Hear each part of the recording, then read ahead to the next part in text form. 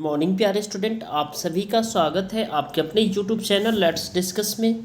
प्यारे स्टूडेंट, आज हम डिस्कस करने जा रहे हैं क्लास 10th का विषय हमारा विज्ञान है, जो कि वर्कशीट नंबर 95 है और ये 23 फरवरी 2022 के लिए है। तो प्यारे स्टूडेंट, आज हम रिवीजन करेंगे जीव जनन कैसे करते हैं, जो कि मोस्ट इम्पोर्टेंट है। चलिए स्टार्ट करते हैं। आवृत्तबीजी पौधे में लैंगिक प्रजनन यानी एंजियोस्पर्म में कैसे होता है, ठीक है, लैंगिक प्रजनन, इसके बारे में हम समझेंगे। यौन प्रजनन युग्मकों के माध्यम से होता है, जो कि अनुवांशिक सामग्री के आदान प्रदान से बनते हैं, यानी यौन प्रजनन के माध्यम से होता है और अनुवांशिक सामग्री के आदान प्रदान से यह भिन्नता का कारण बनता है, जो कि एक प्रजाति के लिए अपने परिवेश के अनुकूल होने के लिए आवश्यक है। पुष्प, एक फूल में 4 चक्र होते हैं। एक फूल में कितने चक्र होते हैं? 4 चक्र होते हैं, जैसे बाह्य दल, पंखुड़ियाँ, पुंकेसर और स्त्री केसर। याद रखना है, बाह्य दल, पंखुड़ियाँ, पुंकेसर, स्त्री केसर। पुंकेसर में तंतु के शीर्ष पर एक परागकोश होता है, जो कि परिपक्व होने पर वातावरण में पीले रंग के परागकण छोड़ता है, जिनमें नर युग्मक होते हैं। और आप यहाँ देख सकते हैं प्यारे स्टूडेंट, इसमें आपका जो है ना ये स्त्री केसर है, ठीक है।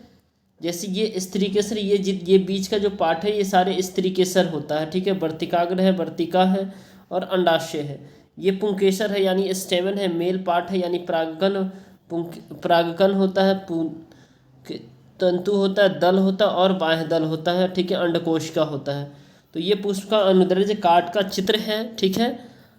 अब आप यहाँ पे इसको समझना बहुत ही जरूरी है कि स्त्री केसर एक फूल के केंद्र में मौजूद होता है और मादा प्रजनन अंग होता है, ठीक है। फूल के केंद्र में मौजूद होता है और मादा प्रजनन अंग होता है। इसके 3 भाग होते हैं। निचला भाग जिसमें अंडाशय होता है, इसके अंडाणु में मादा युग्मक होता है।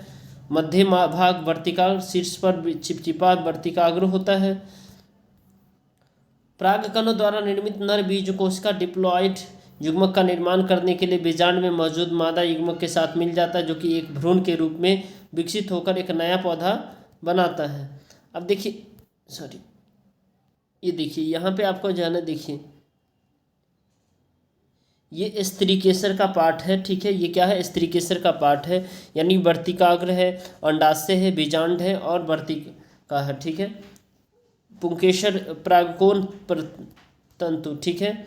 अब देखिए, इसको आपको यहाँ ध्यान देखना है डियर स्टूडेंट, इसको आपको समझना है। परागकण नामक प्रक्रिया द्वारा पुंकेसर से वर्तिकाग्र में स्थानांतरित किया जाता है, जो कि या तो एक ही पौधे में स्वपरागन या फिर भिन्न पौधे में परपरागन में हो सकता है। परपरागन जीवित परागकणों, मनुष्य, जानवर, कीड़ों आदि के साथ साथ अजैविक माध्यम यानी वायु, हवा की मदद से किया जा सकता है, ठीक है। जैसे निषेचन के बाद जो है ना एक भ्रूण बनता है, और जो कि वो क्या होता है इस बीजांड में, ठीक है। यहाँ पे ये बीजांड होता है, ठीक है।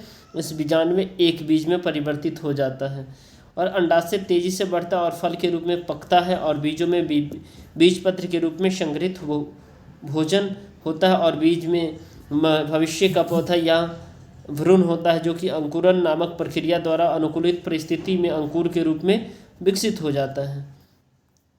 अब आपको ये फिर तस्वीर आपको देखना, ये आपको अच्छे से आ जाना चाहिए प्यारे स्टूडेंट। ये स्टार मार्क है, ये आपके एग्जाम में, ठीक है। और इस वीडियो में परागकण, परपरागन और परपरागन और परागन में अंतर जो है ना डियर स्टूडेंट, ये मैंने असेसमेंट वर्कशीट आपका 17 आ चुका है साइंस का, उसको चैनल में जाकर के देखिए, ठीक है।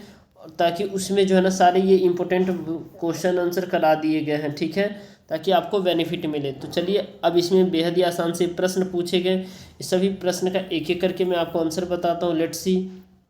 कह रहा है, एक पौधे में निषेचित स्त्री केसर का नामांकित चित्र बनाए, यानी स्त्री केसर का नामांकित चित्र बनाना है। तो देखिए ये एक पौधा ही है, ठीक है। ये जो पीला पार्ट है आपका, कौन सा पार्ट है, इसको ध्यान से देखिए। ये जो पीला पार्ट है, ठीक है, ये जो पीला पार्ट है इसमें वर्तिकाग्र है, वर्तिका है और अंडाशय है, ठीक है। ये अंडाशय, ठीक है, और ये वर्तिका और ये तीनों पार्ट को अगर आप बना देंगे ऐसे निकाल करके इसको, तो ये आपका कंप्लीट जो है ना बन जाएगा, राइट। आपको याद रखना, यही बनाना है आपको। स्वपरागन और परपरागन में अंतर को बताना है, तो इसे हम समझते हैं स्वपरागन और परपरागन में अंतर क्या होता है। हालांकि ये क्वेश्चन मैंने असेसमेंट वर्कशीट में काफ़ी अच्छे से कराया है। आप असेसमेंट वर्कशीट जरूर बनाएं, अपने दोस्तों तक भी शेयर करें, ठीक है। तो चलिए, स्वपरागन और परपरागन में अंतर क्या है। स्वपरागन पुष्प का एक लिंगी होना आवश्यक होता है, यानी एक ही लिंगी होता है, जबकि परपरागन द्विलिंगी हो अथवा एक लिंगी हो सकता है। नर व मादा पुष्प अलग अलग पौधे पर भी हो सकते हैं। दूसरा, नर और मादा भाग पुमंग व जायंग एक साथ परिपक्व होने लग आवश्यक है। नर और मादा क्या होता है, पुमंग एक साथ परिपक्व होता है, जबकि पर परागन में आपको याद रखना डियर स्टूडेंट, अधिकतर अवस्थाओं में नर तथा मादा भाग अधिक अलग अलग समय पर परिपक्व होते हैं, ठीक है। पुंकेसर व स्त्रीकेसर पुष्प में इस प्रकार व्यवस्थित होते कि परागकण आसानी से वर्तिकाग्र पर पहुंच जाता है, यानी पुंकेसर और स्त्रीकेसर ऐसे अरेंज रहते हैं जो वर्तिकाग्र तक पहुंच जाता है, ठीक है। क्या पुंकेसर मतलब वर्तिकाग्र तक पहुंच जाता है आसानी से परागकण, ठीक है। और अनेक बार पुंकेसर और जायांग भाग प्राय इस प्रकार व्यवस्थित होते हैं कि परागकण उसी पुष्प के वर्तिकाग्र पर नहीं पहुंच सकते। फोर्थ है, पुष्प प्रायः अनाकर्षण छोटे सुगंधित रहित तथा मकरंद रहित होते हैं। बताइए।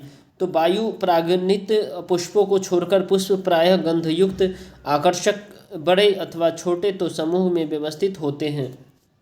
अब अगला है आपका, कुछ पौधे के पुष्प बंद ही रहते हैं, कभी खुलते नहीं है। ये किसना है आपका, जैसे मटर के पुष्प, ठीक है, ये बंद ही रहते हैं। ये स्वपरागन का। परपरागन जैसे गुलाब, ठीक है, यानी पुष्प खुलते हैं तथा अपने जनांगों को अनावृत होने देते हैं, ठीक है। अब देखिए, अब आगे का प्रश्न है, क्वेश्चन नंबर 3 है। ये आपको यहाँ पे वैकेंट खाली जगह में भरना था। तो एक परिपक्व परागकोश छोटे पीले रंग के परागकण छोड़ता है और उनका कार्य क्या है, तो उनका कार्य भी लिखना है। तो देखिए, परागकण द्वारा निर्मित नर बीज कोशिका डिप्लॉइड युग्मक का नामक निर्माण करने के लिए बीजांड में मौजूद मादा युग्मक के साथ मिल जाता है, जो कि एक भ्रूण के रूप में विकसित होकर एक नया पौधा बनाता है। आई होप कि आपको ये समझ में आ रहा है डियर स्टूडेंट। लगता है ये वीडियो आपके लिए हेल्पफुल है, तो इसे ज़रूर लाइक करें, अपने दोस्तों तक शेयर कीजिए। चैनल पे नए हैं तो चैनल को सब्सक्राइब कर लीजिए और बेल आइकन को प्रेस कर लीजिए ताकि आपको लेटेस्ट नोटिफिकेशन मिलते रहे। टेलीग्राम का लिंक डिस्क्रिप्शन बॉक्स में मिल जाएगा, वहाँ से आप ज्वाइन हो लीजिए ताकि जो भी अपडेट हो, इंपॉर्टेंट क्वेश्चन हो, सारा आपको वहाँ पे मिल जाता है, ठीक है। चलिए, अब लास्ट क्वेश्चन देखेंगे।